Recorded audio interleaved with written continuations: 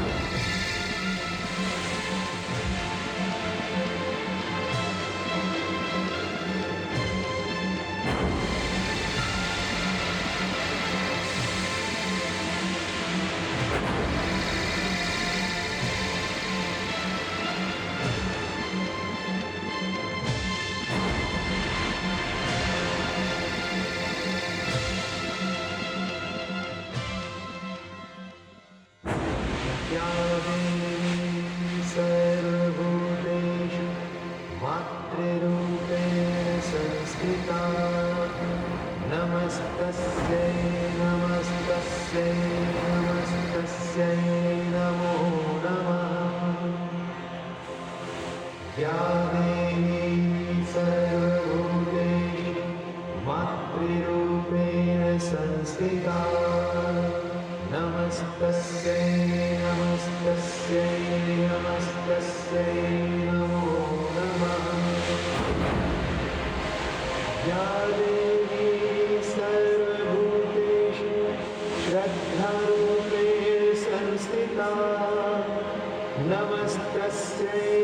नमस्तस्यै नमस्तस्यै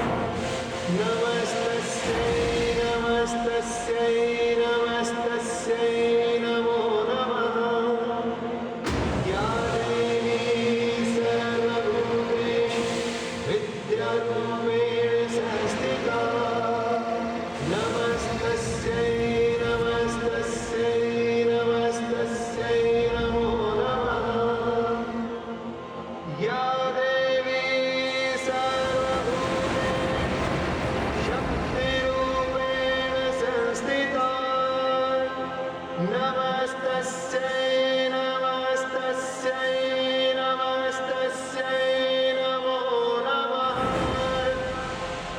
या देवी सर्वभूतेषु शक्तिरूपेण संस्थिता नमस्तस्यै नमस्तस्यै नमस्तस्यै नमो नमः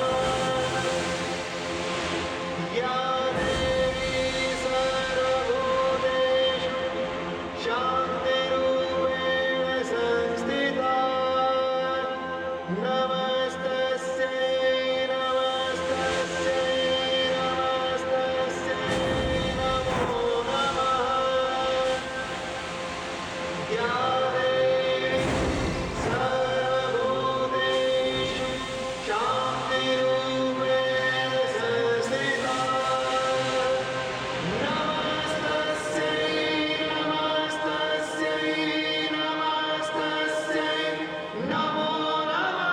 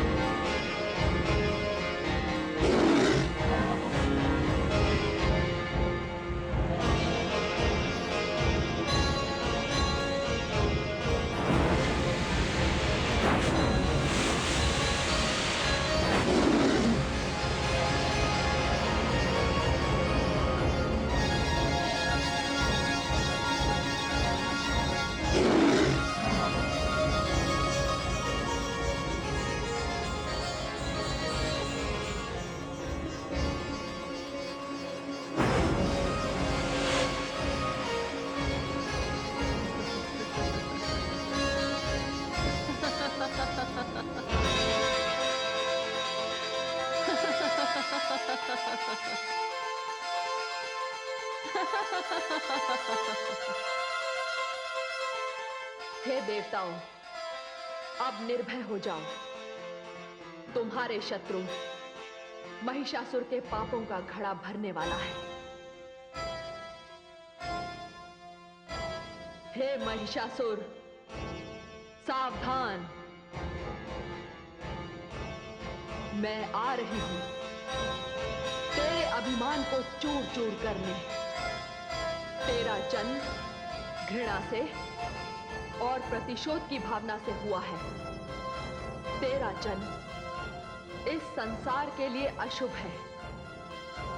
तुझे तो समाप्त होना ही चाहिए और मैं तुझे समाप्त करूंगी। सावधान महिषासुर, मैं आ रही हूं।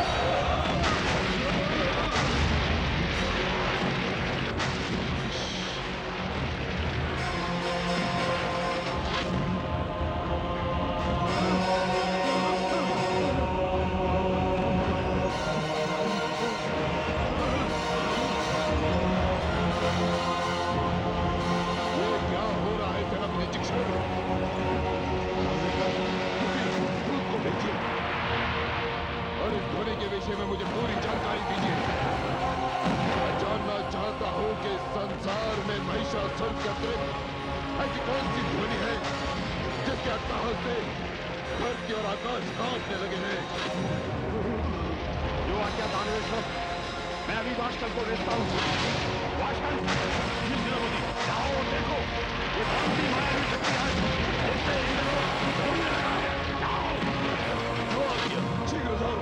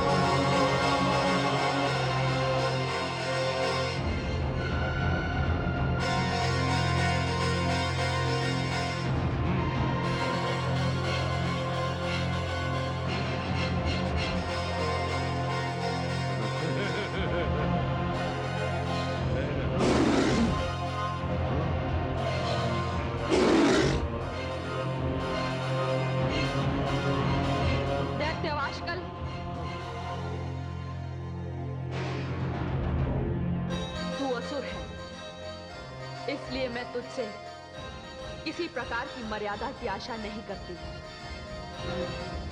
तू अपने स्वामी की आज्ञा से उसके काल के दर्शन करने आया है, तो जाकर अपने स्वामी से कह दे, उस अज्ञानी दैत्य को मैं संग्राम में समाप्त कर दूंगी। इस रोष और आत्मविश्वास के साथ तुम मेरे स्वामी महिषासुर को देखोगी तो कदाचित बात भी नहीं कर पाओगी। मूर्ख असुर, अपने स्वामी से कह दे कि शक्तिशाली होने का अर्थ अत्याचारी और अन्यायी होना नहीं होता। इस समय तुमसे वार्तालाप करने की मेरे स्वामी की आज्ञा नहीं है। इस समय अपने स्वामी को केवल तुम्हारी सूचना देने जा रहा हूँ। जा, किंतु इतना स्मरण रहे, जिसे तुम लोगों ने अपना स्वामी बनाया है वो काल के पंजों के बीच फंसा हुआ है। इस समय उससे संबंध विच्छेद कर लो, नहीं तो तुम मारे जाओगे।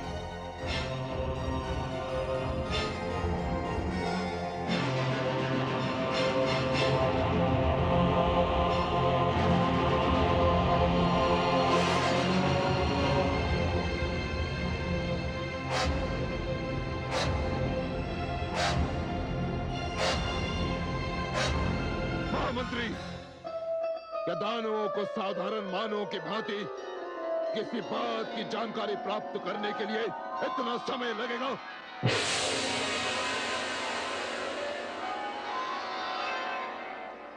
दैत्येंद्र की जय हो। तुम आ गए वाशकल, क्या समाचार लाए हो? क्या तुम्हें उस गर्जना और अट्टहास का कारण दिखाई दिया? हाँ दैत्येंद्र, वो एक अत्यंत सुंदर स्त्री है। उसका रूप मन को मुग्ध कर देने वाला है। वो यही पर्वत क्षेत्र में एक मंदिर में विराजमान है। आश्चर्य,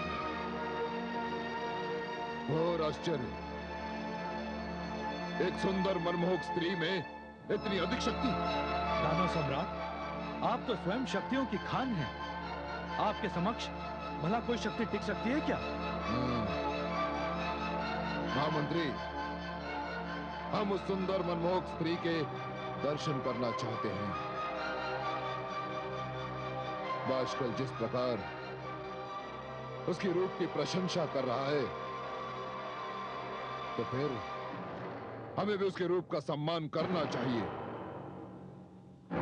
जब इस संसार की समस्त सुंदर वस्तुएं मेरे अधिकार में हैं, तो फिर इस संसार की सर्वश्रेष्ठ सुंदरी भी मेरे अधिकार में होनी चाहिए। जाओ और उसे यहां लेवा लाओ। जाओ। दानव सम्राट, ये कार्य इतनी सरलता से नहीं हो सकता। वो स्त्री सिंह वाहिनी है, अस्त्र शस्त्र से सुसज्जित है। उसके रूप और तेज के समक्ष आंखें नहीं टिकती। मूर्ख दानव, सम्राट महिषासुर का सामना कोई साधारण स्त्री नहीं कर सकती।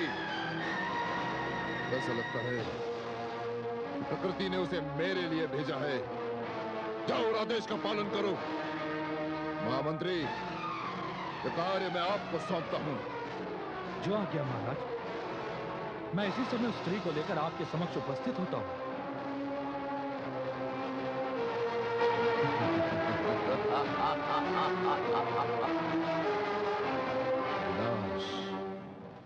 महिषासुर ने अपने महामंत्री को भेज दिया है और वो अपने सैनिकों को लेकर जगदम्बा की ओर चल पड़ा है।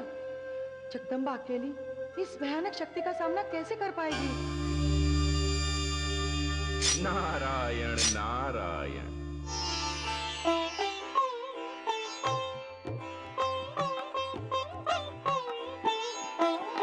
देवियों, स्वयं नारी होकर आपको नारी शक्ति पर ही संदेह हो रहा है। देवर्षि, हमारा संदेह अकारण तो नहीं। जब महिषासुर मेरे स्वामी सूर्यदेव की सारी आभा छीन सकता है तो? नारायण नारायण। देवी, आपने अभी अभी उन्हें जगदम्बा कहकर संबोधित किया है, जो सारी सृष्टि की माता हैं। उनकी शक्ति की तुलना आप अपने पति की आभा से कर रही हैं। देवी, उस महाशक्ति में तो भगवान विष्णु, ब्रह्मा, महेश, सारे देवताओं का बल और स्वयं भगवती परमेश्वरी का अंश सम्मिलित है। देवी, कदाचित आप महिषासुर को दिया हुआ पिताश्री ब्रह्मा का वरदान भूल रहे हैं। पिताश्री ब्रह्मा ने महिषासुर को यह वर दिया था कि उसकी मृत्यु किसी पुरुष के हाथों नहीं, स्त्री के हाथों होनी है। इसलिए स्वयं भगवती परमेश्वरी ने यह अवतार लिया है।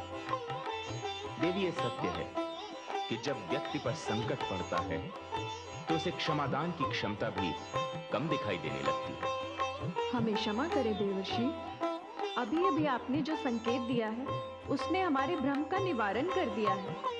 महिषासुर की मृत्यु एक स्त्री के हाथों से होनी है और वो स्त्री है जगदम्बा, जो हम सबका कल्याण करेंगी।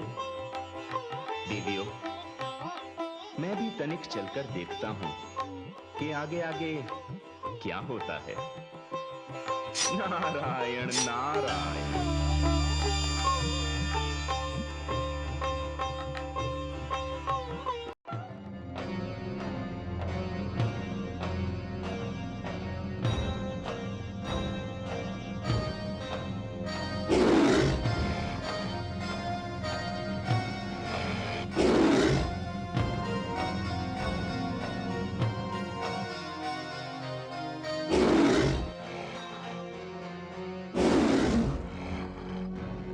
शांत मृगराज, शांत। लगता है बहुत शीघ्र मेरे उद्देश्य की पूर्ति होने वाली है। इससे पहले कि वे लोग यहाँ आए, आप कुछ देर के लिए अंतर्धान हो जाइए। चलो।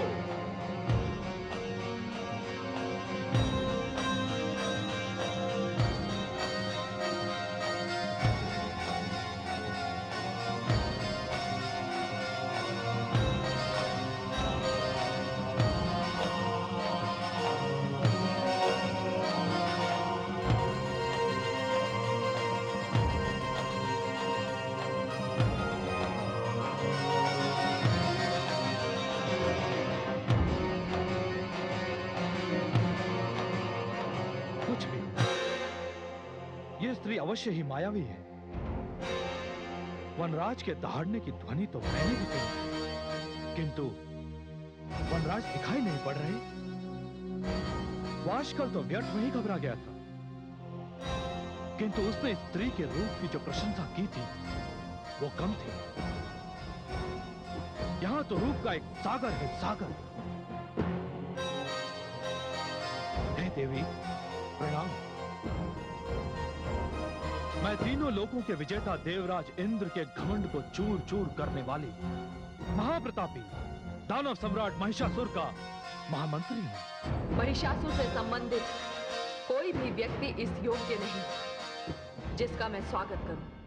हे सुंदरी, मन को मुग्ध कर देने वाले इस सुंदर रूप का वर्णन सुनकर मेरे स्वामी महिषासुर तुमसे मिलना चाहते हैं। महामंत्री, उन्हीं के लिए तो मैं इस संसार में आई हूं। मेरा उद्देश्य उन्हें समाप्त करके धरती का भार कम करना है।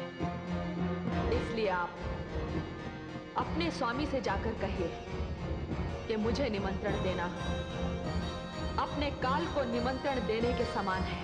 हे सुंदरी, जितना सुंदर आपका रूप है, वाणी से आप उतनी ही कुटिल हैं। क्षमा करें, आपकी वाणी और आपकी सुंदरता एक दूसरे से मेल नहीं खाती। मैं विवश हूं, अन्यथा आपको अभी बंदी बनाकर अपने साथ ले जाता। यदि मृत्यु की इच्छा है तो ये भी करके देखो। हे सुंदरी,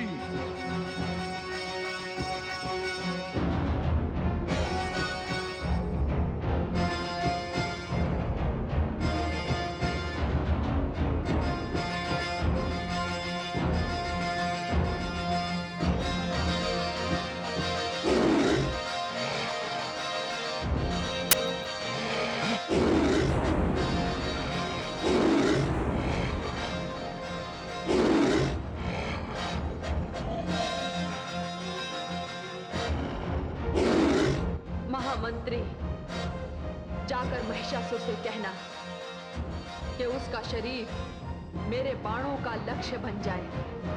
उससे पूर्व ही पाताल में चले जाने में ही उसकी कुशल है।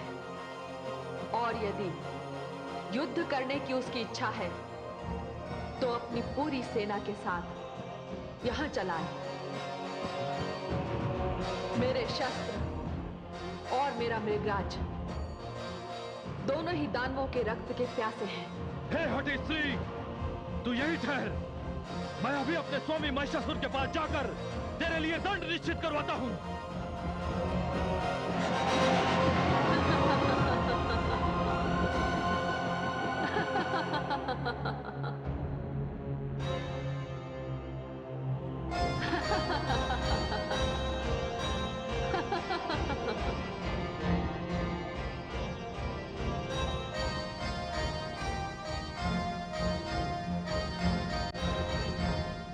दानवेश्वर की जय हो।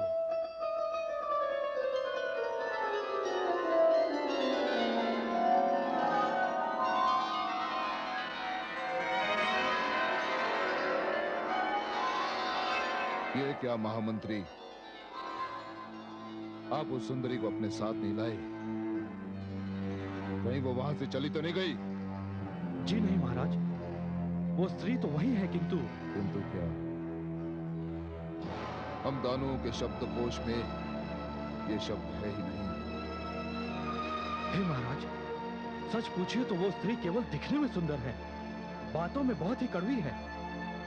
महाराज, मैंने जाकर उससे कुछ प्रश्न किए, किंतु उसने मेरे प्रश्नों का उत्तर देने से पूर्व मुझसे ही कुछ प्रश्न कर लिए। महाराज, मैंने उसके प्रश्नों का उत्तर देने से पूर्व सोचा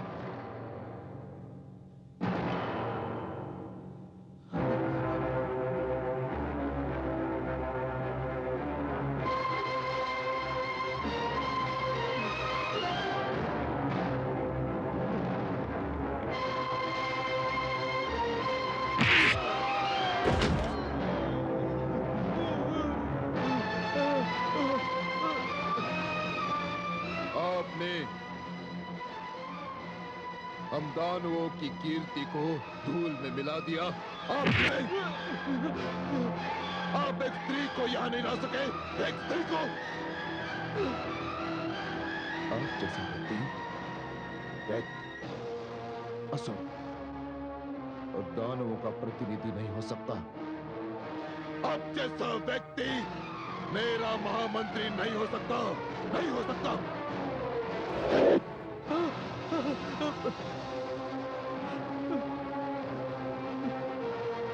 महाबली, महाबली क्षमा, क्षमा महाबली, महाबली क्षमा, क्षमा, क्षमा महाबली, महाबली क्षमा, क्षमा महाबली।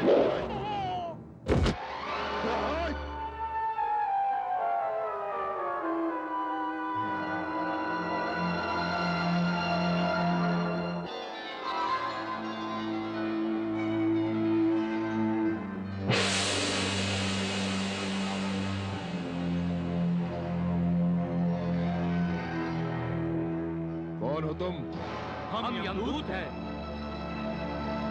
आपने अपने महामंत्री का वध किया है और देह के नियमानुसार हम उसके प्राण लेने के लिए आए हैं। नहीं, तुम यमराज के दूत हो, तुम देवताओं में से हो। इसी कारण मैं तुम्हें एक असुर के प्राण छूने नहीं दूंगा। तुम जानते हो ना कि इस समय इंद्र मैं हूं। क्या मेरी आज्ञा से सारे कार्य होते हैं? आप सत्य कह रहे हैं, किंतु जब तक यमपाश हमारे स्वामी यमराज के पास है, तब तक हम यमदूतों से प्राण हरने का अधिकार कोई नहीं छीन सकता। यमराज कहाँ है? यमराज, यमराज! आपने बुलाया दानवराज?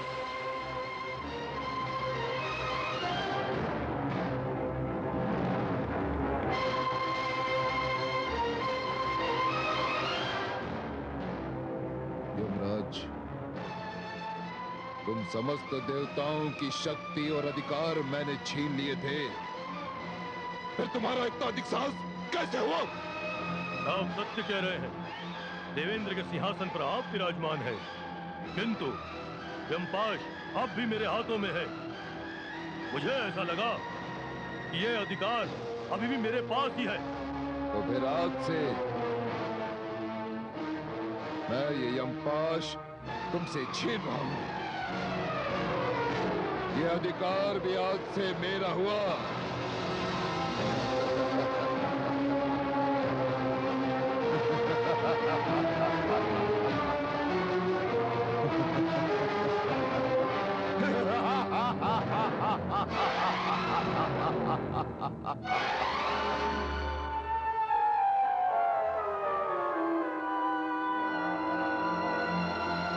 आज से मैं जिसे चाहूंगा जीवन दूंगा और जिसे चाहूंगा मृत्यु।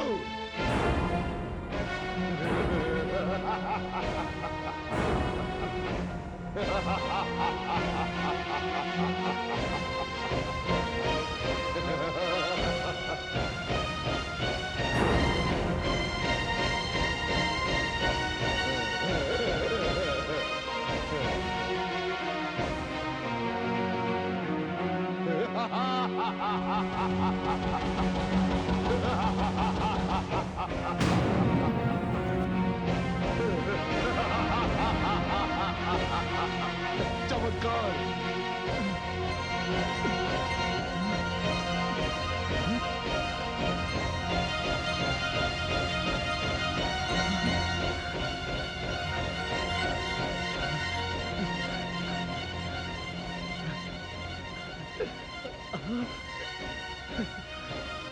चमत्कार! यह तो चमत्कार हो गया।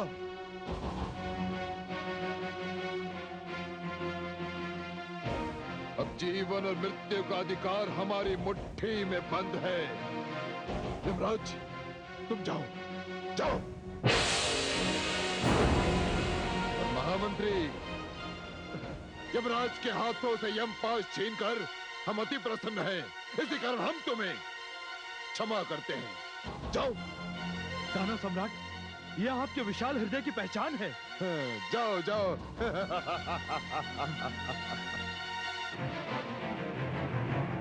उग्रास्य, दानव वीर उग्रास्य, तुम उस स्त्री को मेरे समक्ष ले आओ। यदि वह आने में आनाकानी करे तो उसे बलपूर्वक उठा लाओ। जाओ। जो आज्ञा दानवेंद्र, मैं कुछ ही क्षणों में उस स्त्री को आपके समक्ष प्रस्तुत करता हूँ।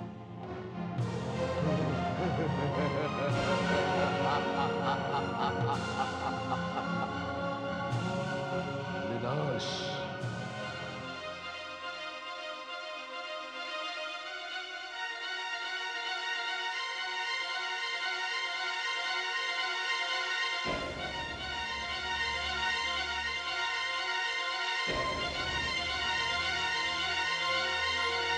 हे भगवती परमेश्वरी,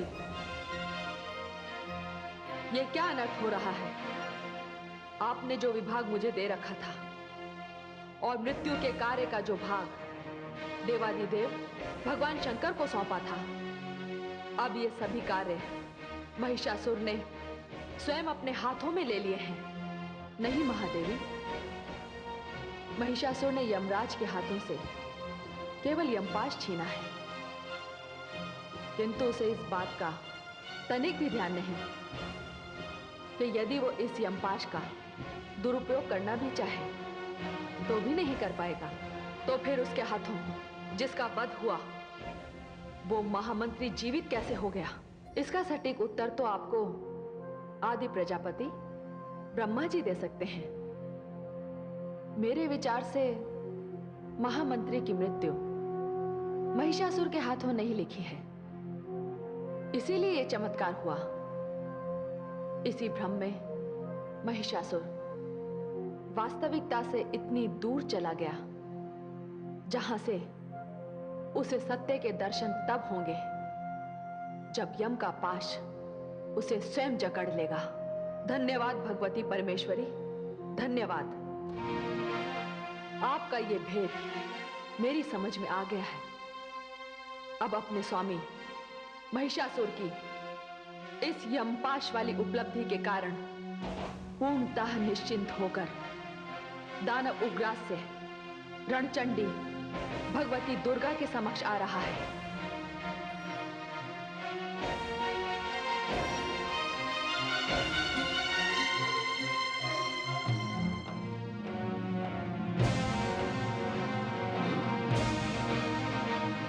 स्त्री, मेरे स्वामी का आदेश है और इसी समय मेरे साथ चल। तुझे उनके समक्ष प्रस्तुत होना है। तुम्हारे स्वामी का आदेश तुम्हारे लिए होगा, मेरे समक्ष तो बिल्कुल वैसा ही है जैसे अग्नि के समक्ष एक तिनका, जैसे तीव्र वायु के समक्ष एक सूखा पत्ता। वाचाल स्त्री, इस वाणी पे हम कुछ दे। स्त्री समझकर तुझे छोड़ रहा हूँ, नहीं तो तेरे केश पकड़कर घसीटता हुआ तुझे यहाँ से ले जाता। मुझे वाचाल कह रहा है, स्वयं तू क्या है? अपने प्राणों की रक्षा चाहता है तो चला जा। मेरा वैर तुझसे नहीं, तेरे स्वामी महिषासुर से है। तू यदि उसके साथ रहा तो तू भी काल का ग्रास बन जाएगा। तू चलती है कि नहीं? सैनिकों, बंदी बना लो स्त्री को और घसीटते हुए यहाँ से ले चलो।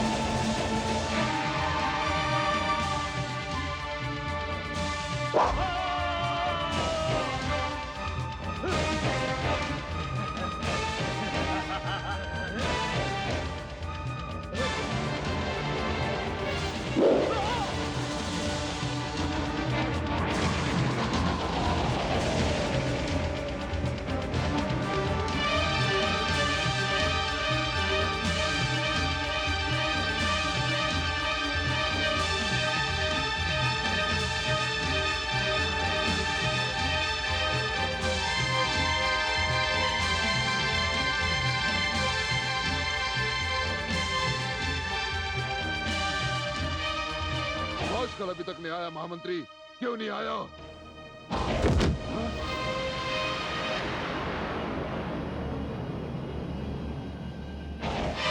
ये किस करते हैं? कौन है ये?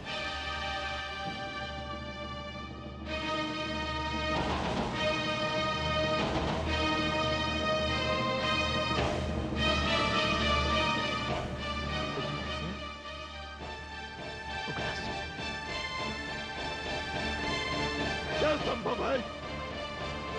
कोई स्त्री इतनी वीर नहीं हो सकती जो इतने महान योद्धा का वध कर सके। और जब से यम का यमपाश मेरे पास है, इसकी मृत्यु नहीं होनी चाहिए थी। देखते क्या हो दानवीरों, एक स्त्री का इतना दुस्साहस ये युद्ध के इतिहास में कदाचित पहली बार हुआ है, जब किसी स्त्री ने एक मस्तक काटकर अपने शत्रु को चुनौती दी है, अपने शत्रु को। यह संभव है? कोई स्त्री इतनी वीर नहीं हो सकती जो इतने महान योद्धा का वध कर सके। और जब से यम का यमपाश मेरे पास है, इसकी मृत्यु नहीं होनी चाहिए थी। देखते क्या हो दानवीरों, एक स्त्री का इतना दुस्साहस ये युद्ध के इतिहास में कदाचित पहली बार हुआ है, जब किसी स्त्री ने एक मस्तक काटकर अपने शत्रु को चुनौती दी है, अपने शत्रु को। महाराज, यहाँ बैठकर वास्तविक स्थिति के बारे में कुछ भी कहना कठिन है, किंतु यम नियमों के अनुसार इस समय दानवीर उग्रास्य के प्राण आपके पास होने चाहिए थे। लगता है यमराज आपके साथ कोई छल कर रहे हैं। लगता है देवताओं ने कोई माया रची है। हाँ महाराज।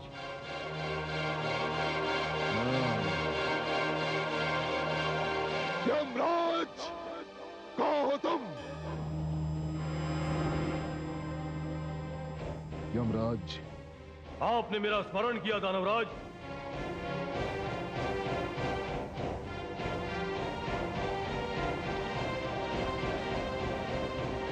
ये कैसा छल कर रहे हो मेरे साथ? नहीं असुरराज, जब से आपने मेरा पाश मेरे हाथ से छीन लिया, मेरी शक्तियां समाप्त हो गई हैं और हम देवताओं को तो छल की विद्या ही नहीं आती। तुम्हारे कहने का तात्पर्य यह है कि असुर छली होते हैं? नहीं दानवराज, मेरा तात्पर्य यह नहीं था। प्राण हरने की शक्ति अब स्वयं भगवती परमेश्वरी के हाथों में चली गई है। आप ऐसे किसी भी चमत्कार की प्रतीक्षा ना कीजिए। आपका ये योद्धा मर चुका है और इसका शव उस स्थान पर पड़ा है जहां ये सैनिकों के साथ जगदंबा पर आक्रमण करने गया था।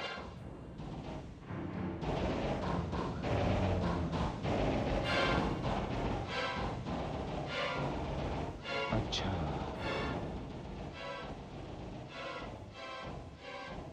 तो ये बात है। हाँ दानवराज, यही बात है। सेनापति चिक्षुर, जी महाराज। जिस प्रकार मेरे उग्रसे का सिर मेरे हाथ में है, उसी प्रकार उस स्त्री का सिर मेरे पास ले आओ। जाओ। जो आज्ञा महाराज।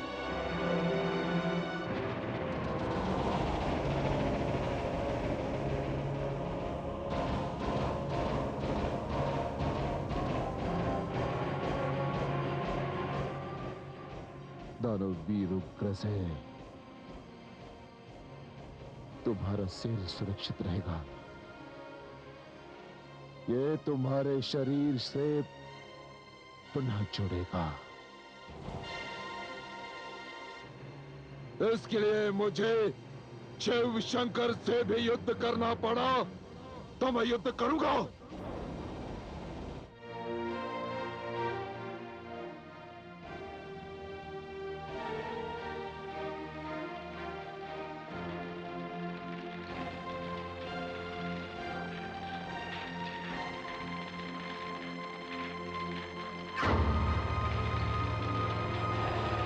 प्रणाम रक्तबीज।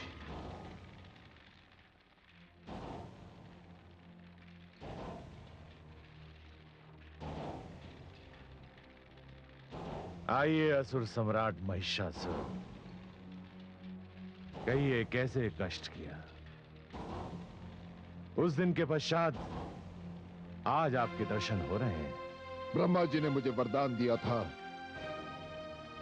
कि मेरी मृत्यु किसी पुरुष के हाथों नहीं होगी। ये तो बड़ा अद्भुत वरदान है। इस प्रकार आपकी मृत्यु असंभव है। सत्य कहा आपने, किंतु ब्रह्मा जी ने यह भी अवश्य कहा था कि मेरी मृत्यु किसी स्त्री के हाथों होगी।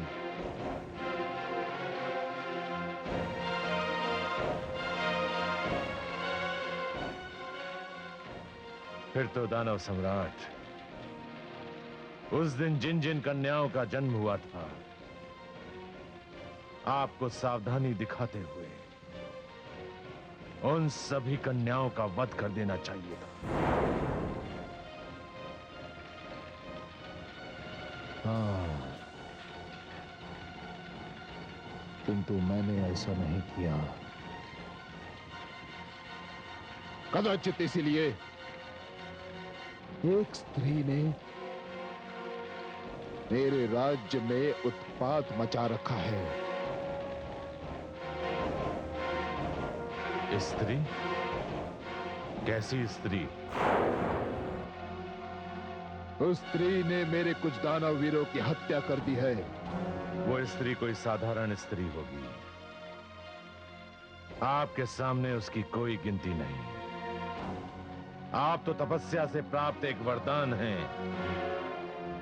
असुर सम्राट महिषासुर, उस स्त्री की ओर ध्यान देने से पहले उन समस्त कन्याओं का वध कर दीजिए जिन्होंने आपके वरदान के दिन इस संसार में जन्म लिया। मेरे विचार से उन्हीं कन्याओं में से एक कन्या आपके लिए संकट सिद्ध होगी, किंतु आपको उस स्त्री से घबराने की कोई आवश्यकता नहीं। मैंने सेनापति चिक्षुर को उसका सिर काट कर लाने के लिए भेजा है। उसके पश्चात मैं आपके दर्शनों के लिए यहां चला आया। आप निश्चिंत होकर जाइए, किंतु जो परामर्श मैंने दिया है उसे भूलिएगा नहीं।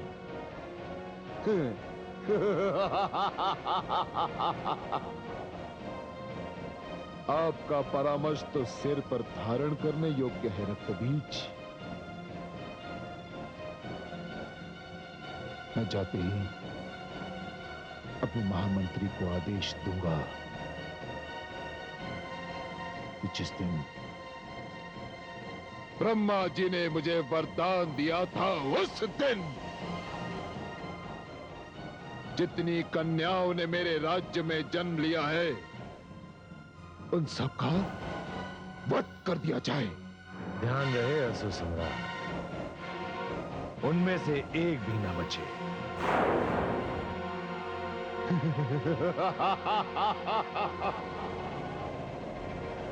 विनाश।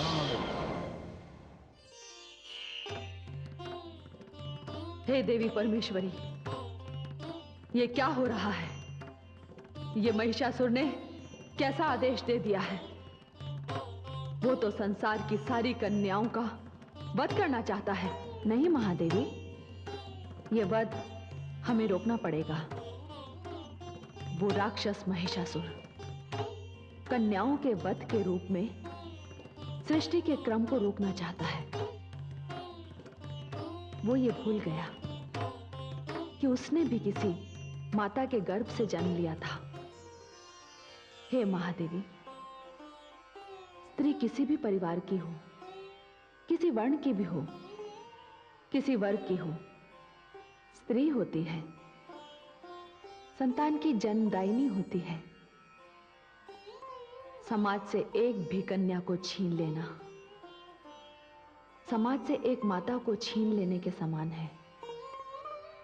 महादेवी, ऐसे पापी तो सृष्टि में आते रहेंगे। महिषासुर के लिए परमेश्वरी दुर्गा ने अवतार ले लिया है, किंतु मैं चाहती हूं कि जहां जहां महिषासुर के राक्षस कन्याओं का वध करने पहुंचे, आप अपनी शक्तियों को आदेश दें कि उन राक्षसों का वध कर दें। ध्यान रहे महादेवी, ये समस्या संपूर्ण स्त्री जाति के अस्तित्व का प्रश्न है।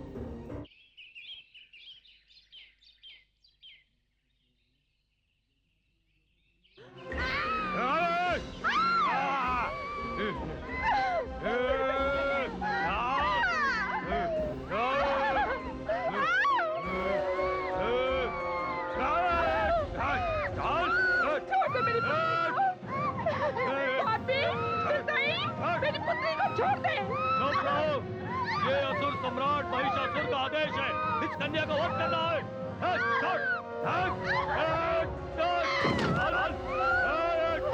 हे मां परमेश्वरी, मेरी पुत्री की रक्षा करो मां।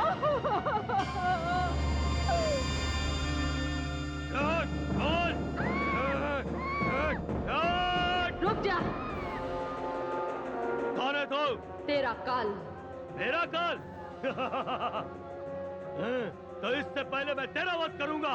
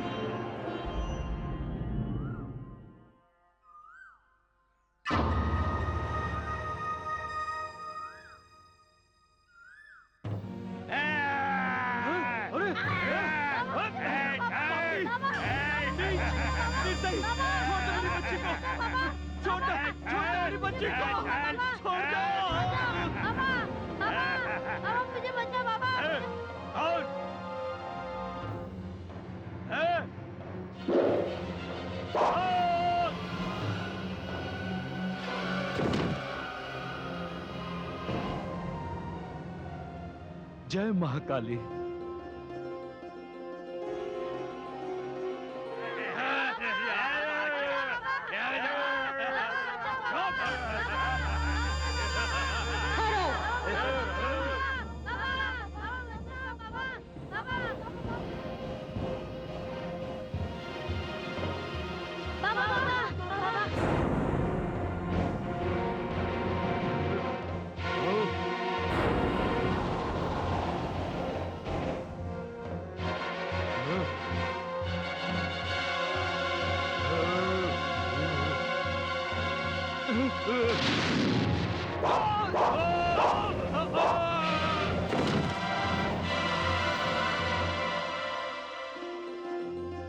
मेरे होते हुए किसी भी कन्या का वध नहीं हो सकता।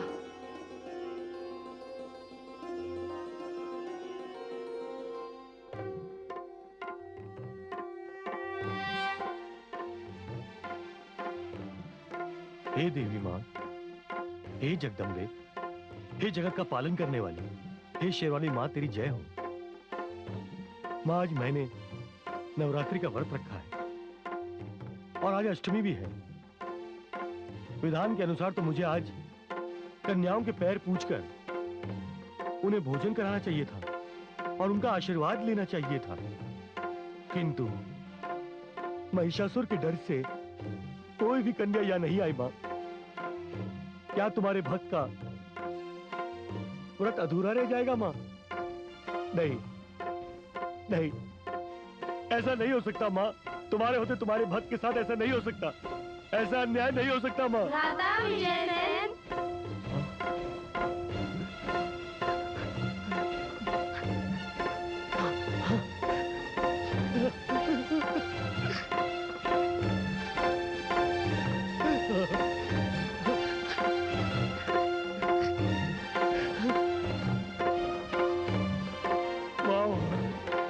धन्य भाग हमारे, एक साथ दोनों भवानियां मेरे घर में। मैं तो धन्य हो गया माँ, मैं तो धन्य हो गया, मेरा व्रत सार्थक हो गया। माँ, माँ तेरी लीला अपरंपार है, अपने भक्त पे इतनी कृपा। आइए आइए, पधारिए।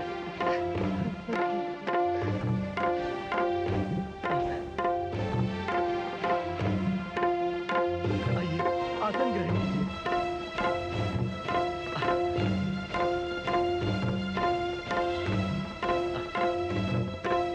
आइए। आज मैं बहुत प्रसन्न हूँ देवियों, सब भोजन तैयार है, मैं अभी आपके चरण धोता हूँ। वाह रे पाखंडी, तो तू कह रहा था भोजन तैयार है और इन 9 कन्याओं को अपने घर में छुपा रखा है। हे सैनिकों, आज अष्टमी है, मुझे इनका पूजन करने दो। इन निर्दोष बालिकाओं ने आपका क्या बिगाड़ा है? चुप रहे दुष्ट, तू इन बालिकाओं की पूजा करने जा रहा है। पहले हमें इनके सिर काटने दे, फिर तू इनकी पूजा करना। तुझे पता नहीं, हमारे महाराज महिषासुर इन बालिकाओं के सिर का मूल्य स्वर्ण मुद्रा में चुकाएंगे। नहीं नहीं, ऐसा अनर्थ मत कीजिए, नहीं ऐसा अनर्थ मत कीजिए। आप मुझसे मेरा सब कुछ ले लीजिए, पर इन कन्याओं को छोड़ दीजिए। नहीं, यह संभव है। अरे देख क्या रहे हो, कर दो इनका वध। रुक जाओ। अरे ओ दोस्त, कान खोल कर सुन ले, इन कन्याओं का वध करने से पहले तुम्हें मेरे शव पर से पैर रखकर जाना होगा। तू हमें रोकेगा? तू बोले मर। आगे मत बढ़ना, मार दूंगा मैं सबको। आगे मत बढ़ना, आगे मत बढ़ना, आगे मत बढ़ना, नहीं कोई आगे मत बढ़ना, आगे मत बढ़ना, कन्याओं को मत छूना।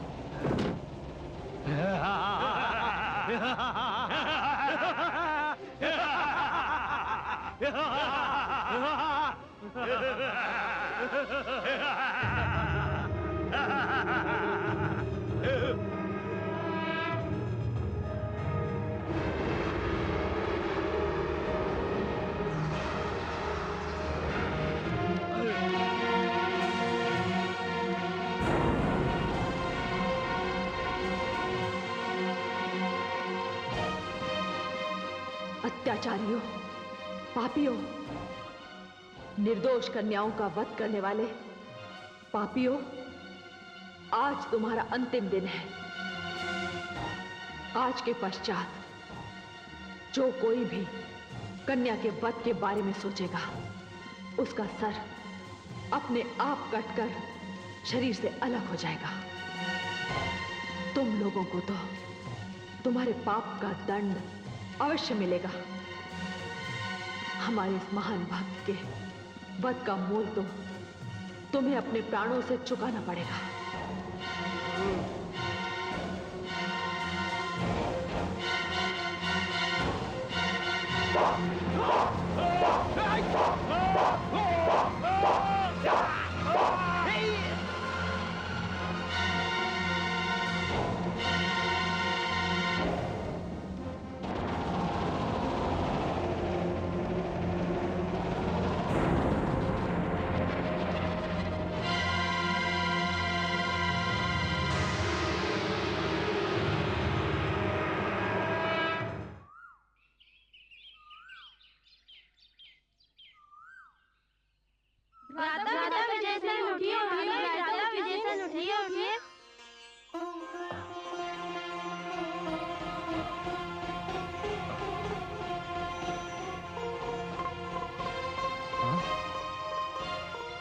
अरे इन सैनिकों का वध किसने किया?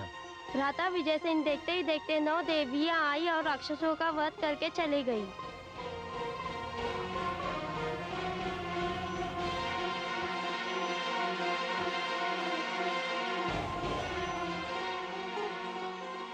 आप धन्य हैं माँ, और धन्य है आपकी लीला।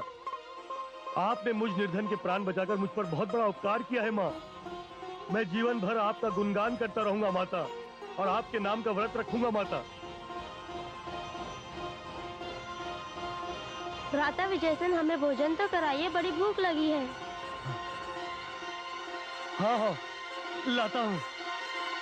जय माता की।